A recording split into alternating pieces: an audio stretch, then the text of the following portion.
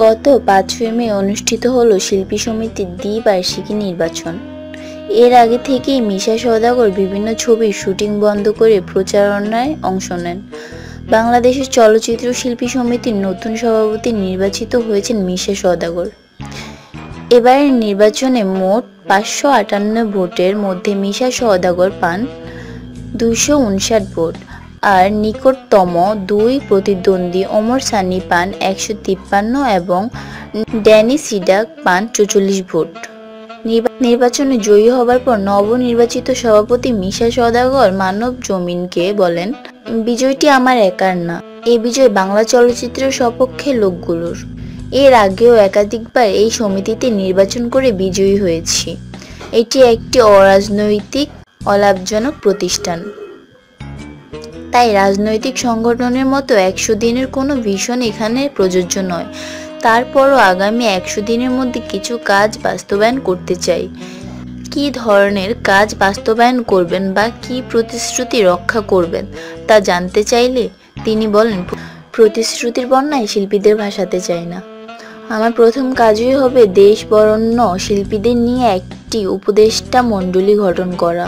এতে থাকবেন নায়ক রাজ্জাক, আলমগীর, সোহেল রানা, ফারুক, ইলিয়াস কাঞ্চন, কবরী, ববিতা সহ অনেকেই।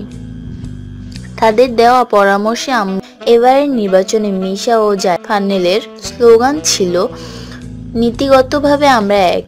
মিশা জানান, এই স্লোগান যে শুধু আমাদের ফানেলের ২১টি প্রার্থীর তা নয়, চলচ্চিত্রের সব শিল্পী এই স্লোগানে সমর্থন দিয়েছেন। আর বিপুল ভোটে আমরা জয়ী হয়েছি। বিজয়ী ও পরাজিত সহ সমিতির সব সদস্য শিল্পীকে নিয়ে বৈঠক করব আমরা। একটা আদর্শ ও উদ্দেশ্য সামনে রেখে নির্বাচনে অংশ নিয়েছিলাম। আমরা চাই প্রত্যেক শিল্পী কাজের মধ্যে থাকুক। নির্দিষ্ট কিছু শিল্পীদের নিয়ে কাজ করার রীতি বন্ধ করতে হবে। আমরা আমাদের নির্বাচনী ইশতেহারে বলেছি, আমরা যারা কাজ করি তারা একটি পরিবার।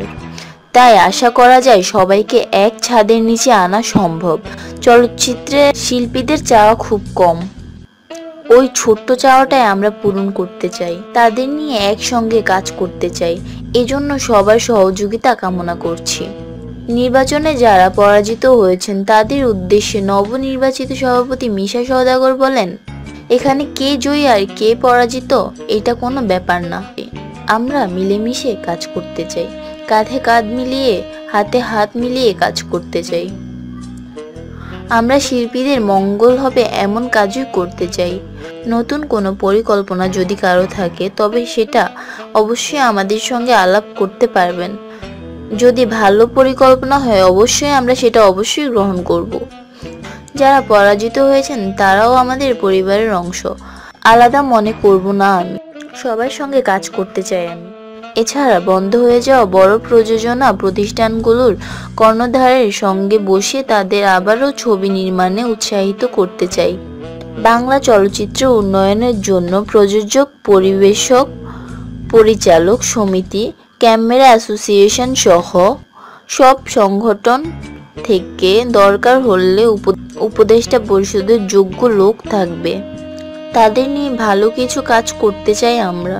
কবে থেকে আবার কাজে ফিরবেন জানতে চাইলে মিশা সওদাগর বলেন, কেউ নির্বাচন নিয়ে আপিল না করলে ২-৩ দিন পরই শপথ গ্রহণ হবে।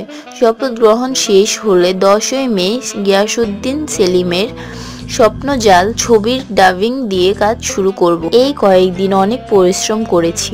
যে কোনো কাজে একটা প্রস্তুতি প্রয়োজন হয়।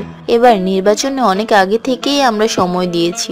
সব শিল্পীদের সঙ্গে কথাও বলেছি। তারাও আমাদের যথেষ্ট সময় দিয়ে নির্বাচনে ভোট প্রদান করে জয়লাভ করেছেন। বিপুল ভোটে জয় হয়েছে আমি। এবার শিল্পীদের জন্য কাজ করার পালা আমাদের।